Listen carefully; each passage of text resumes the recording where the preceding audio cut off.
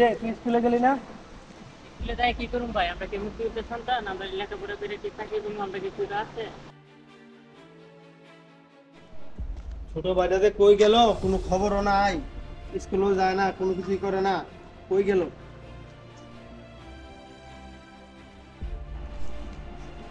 মোহাম্মদ আলী, এদিকে আয়, এদিকে আয়।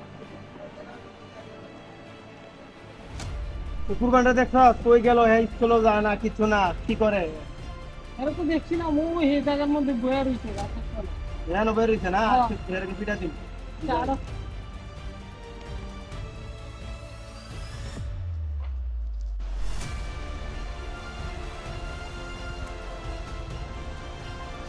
রে তুই স্কুলে গেলি না? স্কুলে যাই কি করুম ভাই, আমরা কি মুক্তিযুদ্ধের সন্তান? আমরা লেখাপড়া করে ঠিক থাকি এবং আমরা কিছু আছে। পুরা নাই, পুরা কি সরকারে দিব না? তোরা স্কুলে না গেলে হইব? আমার বাপ তো মুক্তিযুদ্ধ না, আমি তো মুক্তিযুদ্ধের সন্তান না। আমি মুক্তিযুদ্ধের সময় তো আমার বাবা ছিল না ভাই।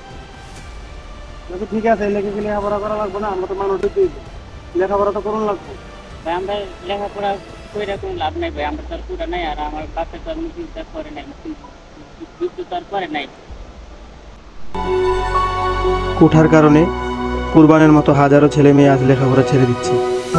তাহলে আমাদের দেশ, আমাদের প্রজন্মের কি হবে ভবিষ্যতে? এটা আপনাদের কাছে প্রশ্ন।